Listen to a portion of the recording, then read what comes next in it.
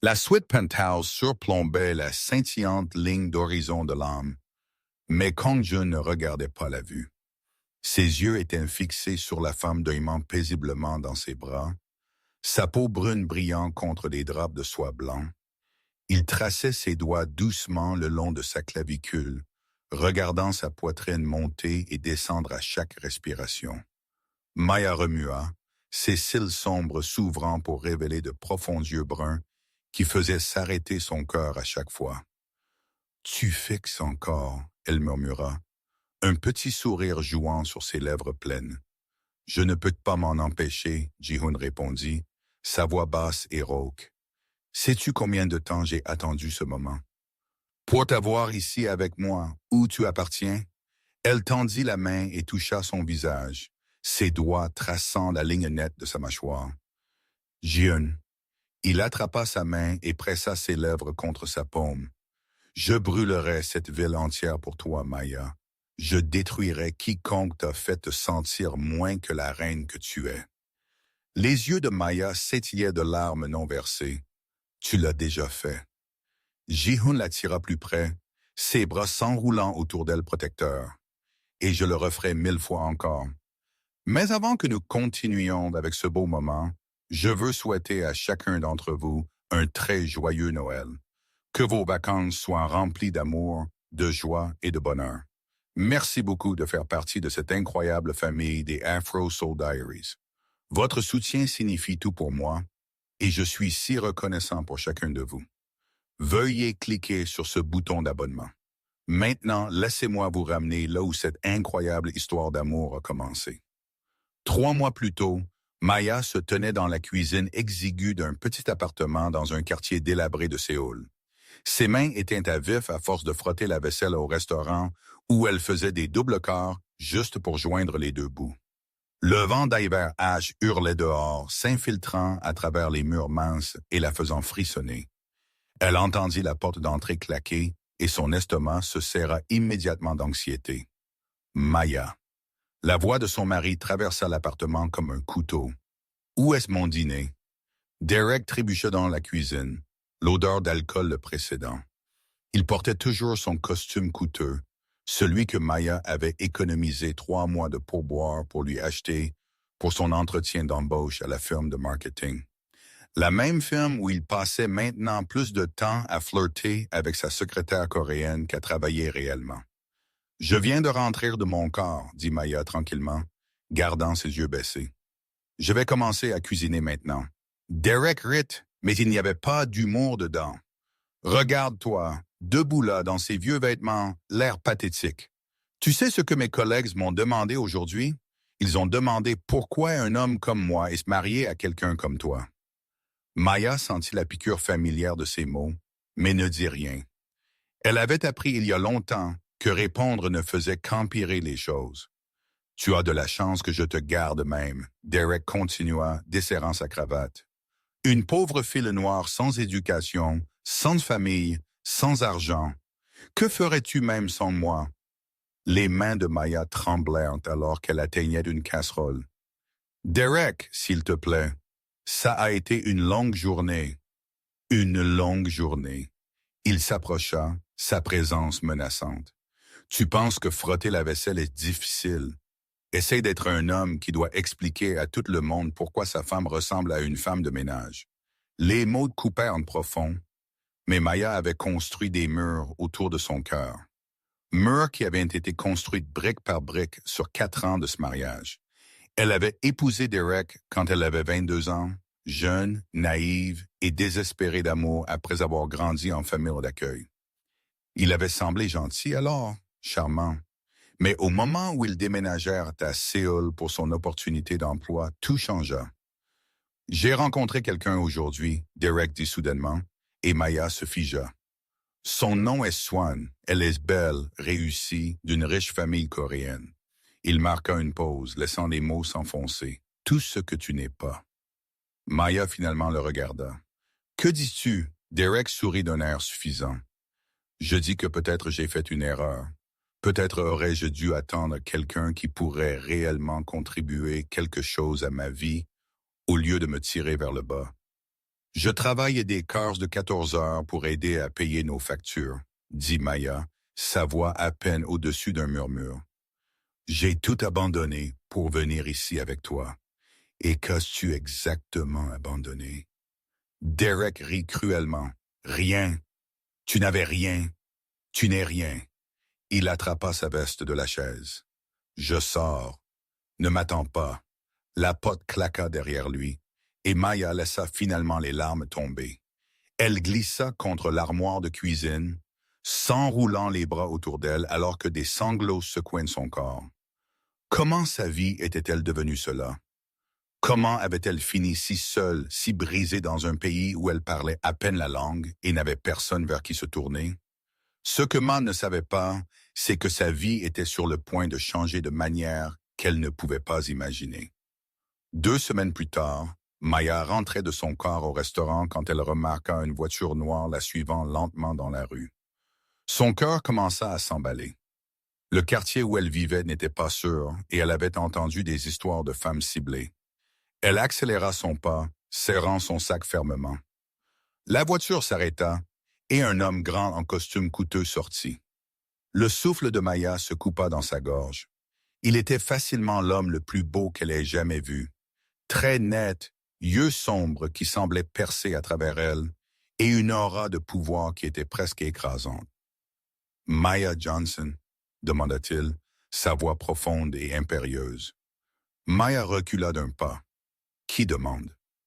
L'homme ne sourit pas, mais quelque chose dans ses yeux s'adoucit légèrement. Mon nom est Kong Jun. Je te cherche depuis très longtemps, me cherchant. Pourquoi? Je ne te connais pas. Ji-hun étudia son visage un instant, et Maya se sentit exposée sous son regard intense. Tu ne te souviens pas de moi, n'est-ce pas? Maya secoua la tête, confusion et peur se mélangeant dans sa poitrine. Nous nous sommes rencontrés une fois il y a 15 ans, dit John, à Chicago, au foyer pour enfants Saint Mary. Le cœur de Maya s'arrêta.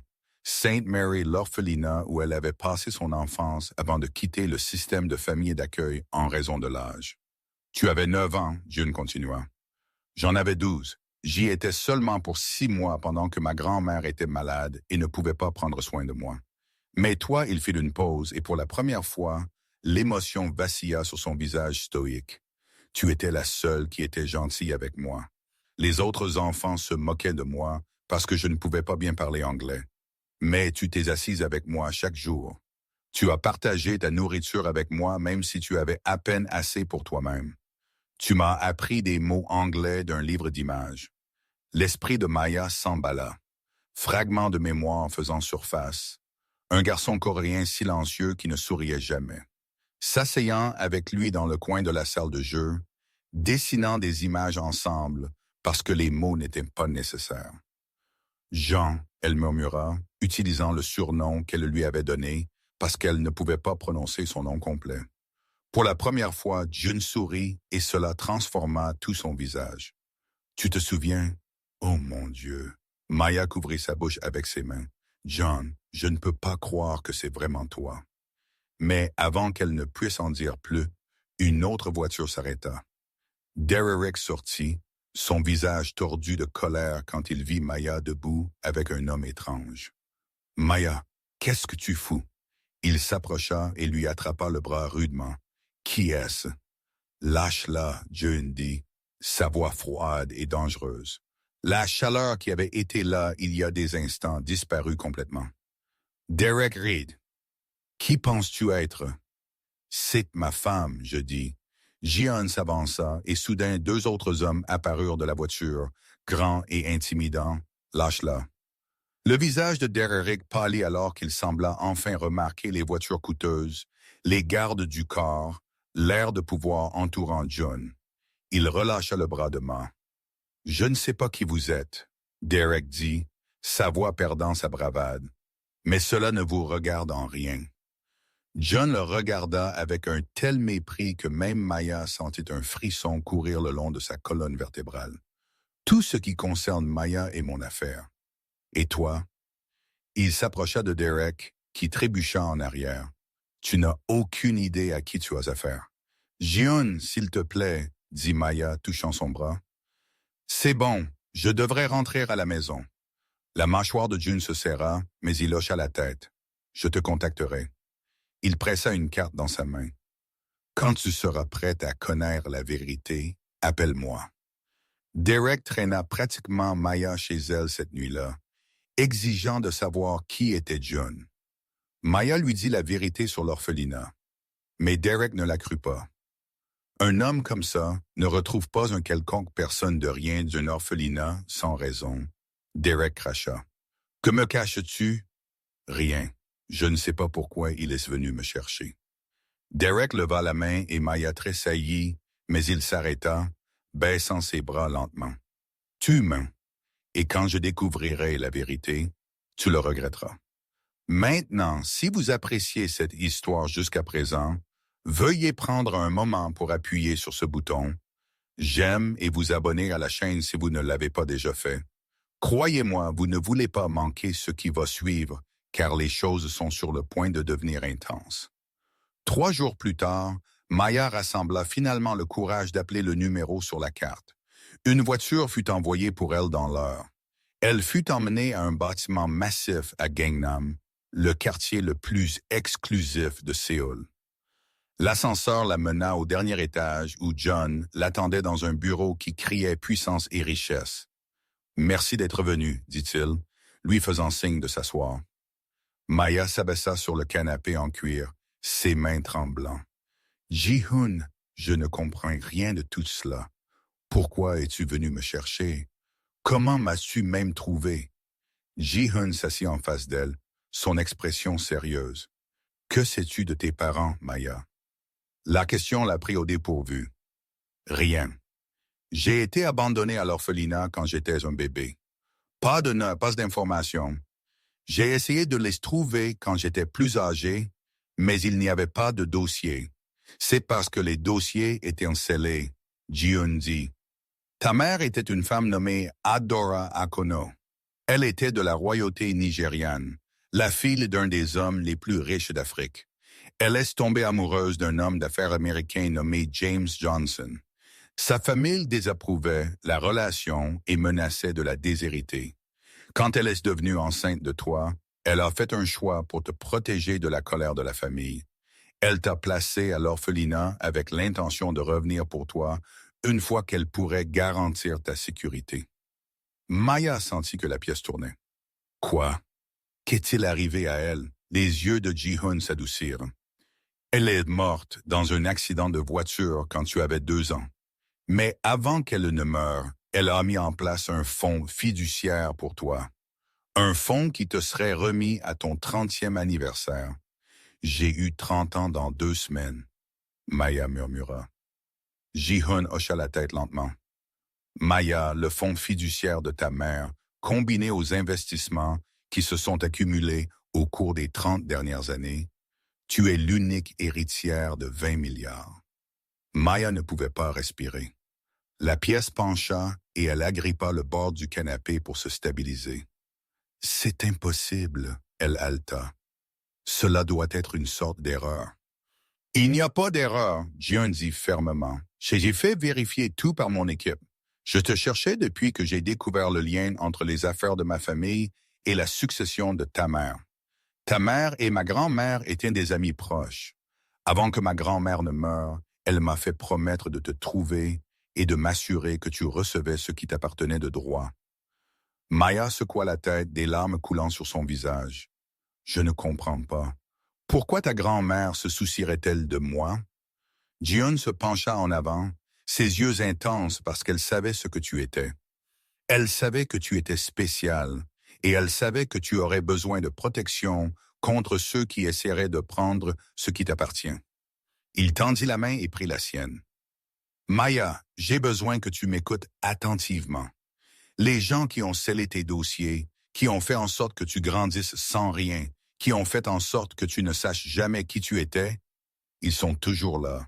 Et quand ils découvriront que tu as été localisé, ils viendront pour toi. Qui sont-ils? L'expression de Ji-hoon s'assombrit.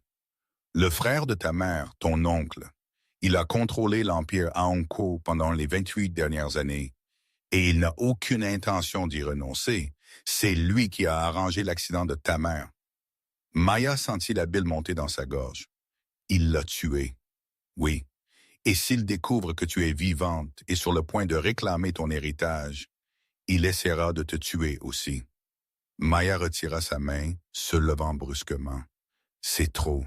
Je ne peux pas. Je suis juste une laveuse de vaisselle. Je peux à peine payer mon loyer.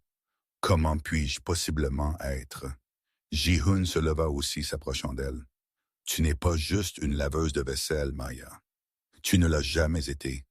Tu es la fille d'une princesse. Tu es l'héritière d'une fortune.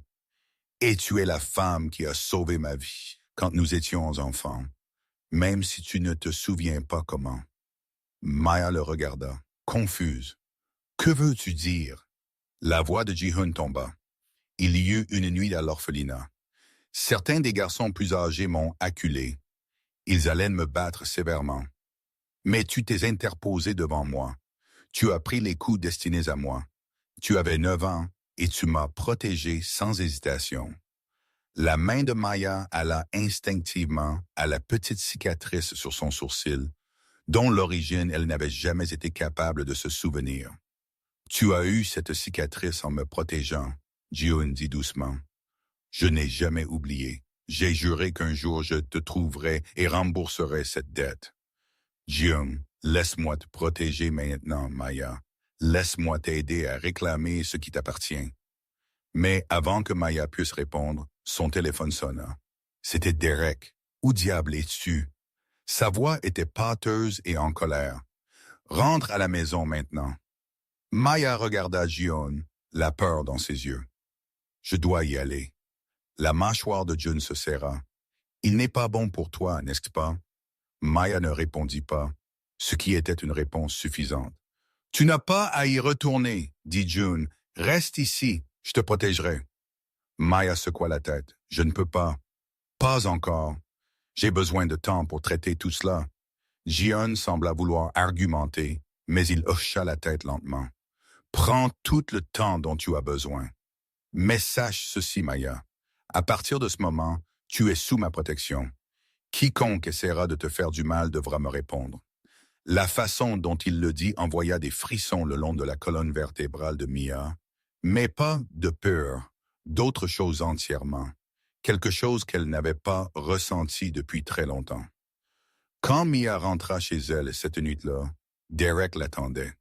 Il avait bu beaucoup, et ses yeux étaient vitreux de rage. Tu étais avec lui, n'est-ce pas? Il grogna. Ce bâtard coréen de l'autre nuit. Derek, s'il te plaît, calme-toi. Je peux expliquer. Expliquer quoi? Que tu me trompes. Il attrapa un vase de la table et le jeta contre le mur. Maya tressaillit alors qu'il se brisait en 1 million de morceaux. Après tout ce que j'ai fait pour toi, après que je me sois abaissé à épouser quelqu'un comme toi, quelqu'un comme moi, Maya sentit quelque chose bouger en elle. Quelque chose qui avait été enfoui pendant des années. Qu'est-ce que je suis exactement, Derek? Tu n'es rien, il hurla. Une personne de rien, une orpheline sans passé et sans futur. Tu devrais être reconnaissante que je t'ai même regardé 2 fois. Et puis quelque chose en Maya céda. Toutes les années d'abus, tous les mots cruels, toutes les nuits passées à pleurer, jusqu'à s'endormir pendant que Derek dépensait de l'argent pour d'autres femmes, tout remonta à la surface. Tu as tort, elle dit, sa voix stable pour la première fois. Je ne suis pas rien.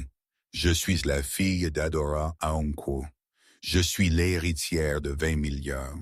Et j'en ai assez de te laisser me traiter comme des ordures. Le visage de Derek devint pâle, puis rouge de fureur. De quoi diable parles-tu? Tu es folle. Je ne suis pas folle. Je suis éveillé. Pour la première fois en 4 ans, je suis enfin éveillé. Derek se jeta sur elle, lui attrapant le bras avec une force contondante. Tu ne vas nulle part. Tu m'entends? Tu m'appartiens. Lâche-moi. Mais Derek ne lâcha pas. Il leva son autre main, prêt à frapper, quand soudain la porte d'entrée s'ouvrit en grand. Ji-Hoon se tenait dans l'embrasure, flanqué de 4 de ses hommes, et ses yeux étaient sombres d'une rage meurtrière. « Je crois que la dame t'a demandé de lâcher prise, dit-il, sa voix si froide qu'elle sembla geler l'air. Derek relâcha immédiatement Maya et trébucha en arrière. « Qui diable penses-tu être pour entrer par effraction chez moi? » John entra lentement dans l'appartement, chaque pas délibéré et menaçant. « Je suis Kong John. Peut-être avez-vous entendu parler de moi, chef de l'organisation Kong, la famille la plus puissante de Corée du Sud. » Le visage de Derek se vida de toutes couleurs. Même Maya avait entendu des chuchotements de la famille Kong. Tout le monde à Séoul connaissait ce nom. Ils contrôlaient tout, des entreprises légitimes à l'underground.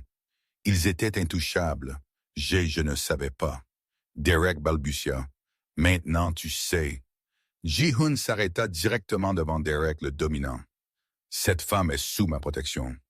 Si tu la touches à nouveau, si tu lui parles un jour avec autre chose que le respect complet, je ferai personnellement en sorte que tu disparaisses de cette terre. Comprends-tu? » Derek hocha la tête frénétiquement, la sueur coulant sur son visage. « Bien. » Ji-Hoon se tourna vers Maya et toute son attitude changea. La fureur froide fondit en douce inquiétude. « Vas-tu bien? » Maya hocha la tête, des larmes coulant sur son visage. « Merci. » Ji-Hoon tendait sa main. « Viens avec moi. Tu n'appartiens pas ici. » Maya regarda autour de l'appartement exigu qui avait été sa prison pendant 4 ans. Puis elle regarda Derek, recroquevillé dans le coin comme le lâche qu'il était vraiment. Et finalement, elle regarda June, dont les yeux tenaient une promesse de quelque chose qu'elle n'avait jamais osé espérer. Sécurité, respect, peut-être même l'amour. Elle prit sa main. Alors que June la menait hors de l'appartement, Derek retrouva soudainement sa voix. « Tu ne peux pas simplement prendre ma femme. J'appellerai la police. » John fit une pause à la porte et regarda Derek avec un sourire qui ne tenait aucune chaleur.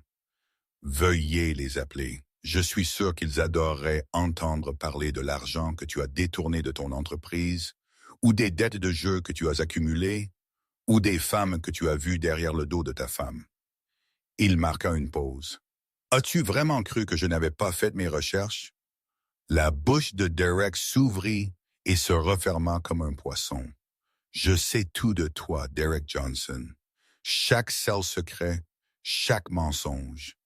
Et si tu essaies d'interférer avec Maya de quelque manière que ce soit, je te détruirai complètement, entièrement, sans pitié. » Et avec cela, John guida Maya dehors dans la nuit, laissant Derek seul debout dans les ruines de sa vie. Au cours des semaines suivantes, tout changea pour Maya. June la déménagea dans un bel appartement dans son immeuble, lui donna accès à tout ce dont elle avait besoin et la traita avec une gentillesse qu'elle n'avait jamais expérimentée auparavant. Mais plus que cela, il lui donna du temps pour traiter tout ce qu'elle avait appris, du temps pour pleurer la mère qu'elle n'avait jamais connue, du temps pour s'adapter à la réalité qu'elle n'était plus la femme pauvre et invisible qu'elle avait cru être. Des avocats furent amenés pour gérer l'héritage. Des détails de sécurité furent assignés pour la protéger des menaces potentielles de son oncle. Et à travers tout cela, John était là, stable et fiable, ne demandant rien en retour. Mais Maya remarqua des choses, la façon dont ses yeux s'attardaient sur elle quand il pensait qu'elle ne regardait pas. La façon dont sa main frôlait la sienne et puis se retirait rapidement. La façon dont sa voix s'adoucit quand il lui parlait, si différente du ton froid et impérieux qu'il utilisait avec tout le monde. Un soir, Maya se retrouva debout sur le balcon du penthouse de June, regardant la neige tomber sur Séoul. Des décorations de Noël s'étillaient depuis les bâtiments à travers la ville, et pour la première fois depuis des années, Mia ne se sentit pas seule. June sortit sur le balcon, drapant un manteau chaud sur ses épaules. « Tu vas attraper froid. » Maya sourit. « Merci pour tout. Tu n'as pas à continuer de me remercier. »« Oui, je le dois. » Elle se tourna pour lui faire face. « Tu as changé ma vie, John. Tu m'as rendu mon identité, ma dignité, mon futur. Comment puis-je jamais rembourser cela? » Les yeux de John s'assombrirent d'émotion. Tu l'as déjà fait il y a 21 ans dans cet orphelinat. Tu as été la première personne qui m'ait jamais montré de la gentillesse. Tu as été la raison pour laquelle j'ai survécu ces mois. La raison pour laquelle je n'ai jamais abandonné. Il s'approcha. Tu m'as sauvé en premier, Maya. Je ne fais que te rendre l'appareil. Le cœur de Maya s'emballa alors qu'elle le regardait. Est-ce la seule raison? Ji-hoon fut silencieux pendant un long moment. Quand il parla finalement, sa voix était à peine au-dessus d'un murmure. Non, ce n'est pas la seule raison. Alors dis-moi. Il tendit la main et prit son visage dans ses mains, son toucher doux malgré le pouvoir qu'elle savait que ses mains détenaient.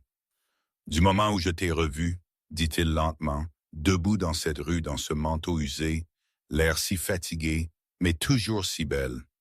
Je savais que tout ce que j'avais cherché toute ma vie avait été juste là, m'attendant à ce que je le trouve. Jian, je ne suis pas bon avec les mots, il continua. Je ne suis pas bon avec les émotions. Mon monde est sombre et dangereux, et j'ai fait des choses dont je ne suis pas fier. Mais quand je suis avec toi, Maya, je veux être meilleur. Tu me donnes envie d'être l'homme que tu mérites. Des larmes coulaient sur les joues de Maya. Tu l'es déjà. Et puis John l'embrassa doux et tendre, alors que la neige tombait autour d'eux, comme une bénédiction du ciel. Mais leur paix ne devait pas durer. 2 jours avant Noël, Maya reçut un message qui fit couler son sang-froid. C'était de son oncle, l'homme qui avait tué sa mère. « Chère nièce », le message disait, « je sais qui tu es et où tu es. L'héritage ne sera jamais tien. Ta mère est morte en essayant de te protéger. Ne me fais pas te faire la même chose. » Maya montra le message à June, qui le lut avec un visage comme le tonnerre. « Il a fait son coup, dit June. Maintenant je ferai le mien. » D'accord, mes amours, faisons une pause ici juste un instant. Si vous aimez cette histoire et que vous voulez voir ce qui se passe ensuite, assurez-vous de vous abonner à cette chaîne et de cliquer sur cette cloche de notification pour ne jamais manquer une mise en ligne. Laissez un commentaire ci-dessous et dites-moi ce que vous pensez que June va faire. Je lis chaque commentaire et j'adore avoir de vos nouvelles. Les 48 heures suivantes furent un tourbillon. Jian mobilisa tout son réseau, contactant des contacts au Nigeria, aux États-Unis et à travers l'Asie. Maya regarda avec admiration l'homme calme et doux, dont elle tombait amoureuse, se transformer en le puissant chef de mafia que le reste du monde craignait. Ton oncle a volé de la succession à Kono pendant des décennies. Jian expliqua alors qu'il lui montrait des documents que son équipe avait rassemblés. Des milliards de dollars ont été acheminés vers des comptes offshore sous son nom. Ce qu'il ne réalise pas, c'est que mon organisation a des connexions avec chaque grande banque du monde. J'ai fait geler ces comptes. Maya fixa les documents. Tu peux faire ça. John sourit, mais ce n'était pas un sourire agréable. Je peux faire bien plus que ça. Le soir de Noël, tout atteignit son paroxysme. L'oncle de Maya, Chukwam Mika Akunkwo, arriva à Séoul avec une équipe de mercenaires, convaincu qu'il pourrait intimider la famille Kang à lui livrer Maya. Il avait très, très tort. La confrontation eut lieu dans le grand hall du siège de l'organisation Kang. Chukwamika était un homme grand et imposant dans la soixantaine avec des yeux froids qui ne montraient aucune trace d'affection familiale quand il regardait Maya. « Alors, tu es la fille de ma sœur, dit-il, la regardant de haut en bas avec dédain. Tu lui ressembles, faible, pathétique. » Maya s'avança, mais John posa une main protectrice sur son bras. « Tu n'as aucun pouvoir ici, dit John calmement. Tes comptes sont gelés. Tes mercenaires ont été traités, et les preuves de tes crimes, y compris le meurtre d'Adora Akono, ont été livrées aux autorités de 3 pays. Chukwamika rit. Tu penses que j'ai peur de toi, garçon? Je gère mon empire depuis plus longtemps que tu n'es en vie. Tu ne gères plus rien. John claqua des doigts, et des hommes armés apparurent de chaque porte, entourant complètement Chukwamika. Ton empire est fini. Mais avant que tu ne sois emmené, j'ai pensé que Mia méritait des réponses. Maya s'avança, son cœur battant. Pourquoi? Elle était ta sœur. Comment as-tu pu tuer ton propre sang? Les yeux de Chukwuemeka se durcirent. Elle allait tout gâcher, tomber amoureuse de cet Américain, avoir son enfant bâtard. Elle allait donner notre fortune à des étrangers. J'ai fait ce que j'avais à faire pour protéger l'héritage de ma famille. Je suis ta famille, cria Maya, des années de douleur et d'abandon s'écoulant. J'étais une enfant. Je n'avais personne. Tu n'étais rien qu'une erreur. Chukwuemeka cracha, tout comme ta mère. Maya sentit le bras de June autour d'elle, la stabilisant. Elle prit une profonde respiration. Ma mère m'aimait, dit-elle doucement. Elle est morte en essayant de me protéger. Et maintenant son héritage, tout ce pourquoi elle a travaillé sera utilisé pour aider les gens. Orphelinat, écoles hôpitaux, je ferai en sorte que son nom soit rappelé pour la gentillesse, pas pour la cruauté d'hommes comme toi. Elle se détourna de lui. Prenez-le. Les hommes de John s'avancèrent, et Chukwuemeka fut traîné, hurlant des menaces et des malédictions qui résonnèrent à travers le hall de marbre, jusqu'à ce qu'elles s'estompent en rien. Le matin de Noël se leva lumineux et froid. Maya se réveilla dans les bras de June, se sentant plus en paix qu'elle ne l'avait jamais été de sa vie. « Bonjour, Belle », June murmura contre ses cheveux. « Bonjour », elle se blottit plus près de lui. « Est-ce étrange que ce soit le meilleur Noël que j'ai jamais eu? » Pas étrange du tout. Il embrassa le dessus de sa tête. « Je ressens la même chose. » Ils restèrent allongés ensemble dans un silence confortable pendant un moment avant que Maya ne parle à nouveau. « Ji-hoon Hatch, que se passe-t-il maintenant? » Il se déplaça pour pouvoir la regarder dans les yeux. « Tout ce que tu veux. Tu as le pouvoir de faire n'importe quoi, d'être n'importe qui, d'aller n'importe où. Le monde est à toi, Maya. Et nous? » L'expression de Ji-hoon s'adoucit. « Je t'ai dit que je te protégerais. » Je n'ai jamais rien dit sur les attentes. Si tu veux partir pour commencer une nouvelle vie ailleurs, je comprendrai. Je te laisserai partir, même si cela me détruisait. Maya tendit la main et toucha son visage. Et si je ne veux pas partir?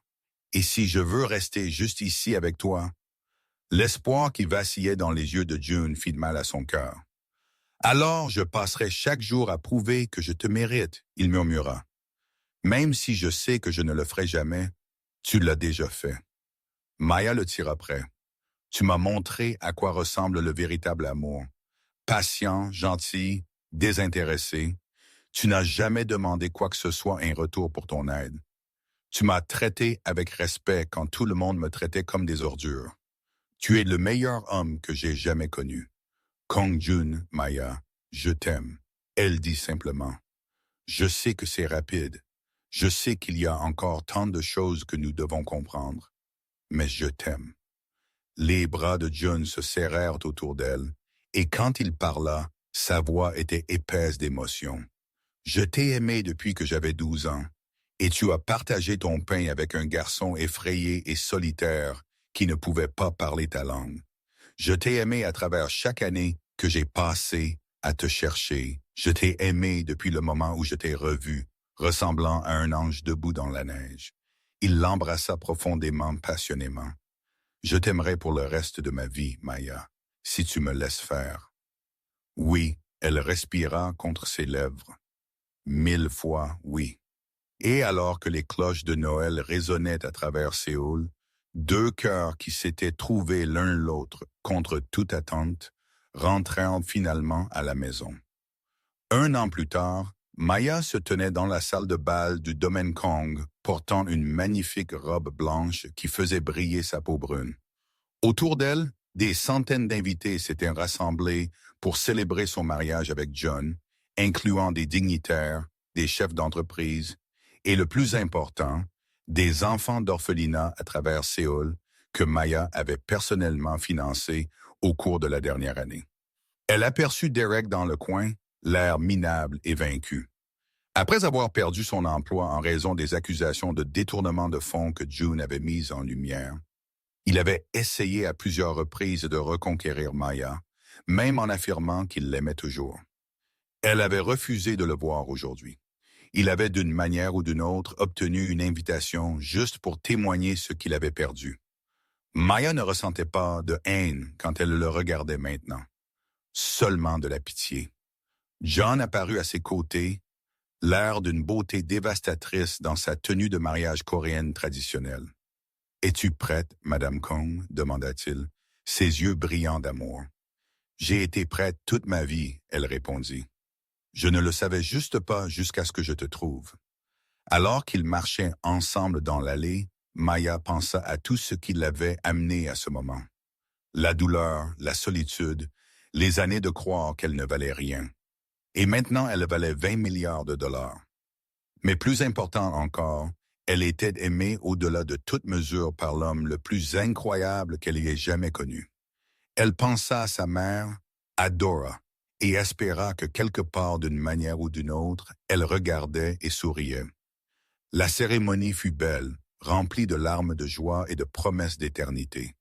Et quand June embrassa sa mariée, les acclamations de la foule résonnèrent à travers la salle.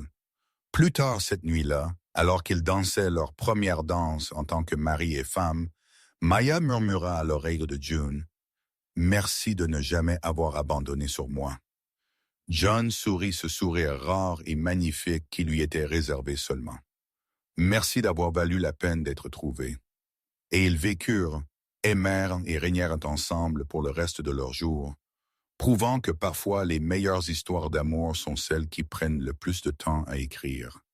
Merci beaucoup d'avoir regardé jusqu'à la fin de cette belle histoire. Votre soutien signifie le monde pour moi. Si cette histoire a touché votre cœur, veuillez écraser ce bouton. J'aime, vous abonner si vous ne l'avez pas déjà fait, et me laisser un commentaire me disant quelle partie était votre préférée. Était-ce le moment où June a éclaté par cette porte? Le baiser de Noël dans la neige ou cette belle fin? Faites-le moi savoir. Et encore une fois, joyeux Noël et joyeuses fêtes à chaque membre de la famille Afro Soul Diaries. Que votre nouvelle année soit remplie d'amour aussi beau que celui de Maya et June. Jusqu'à la prochaine fois, prenez soin de vous et je vous verrai dans la prochaine.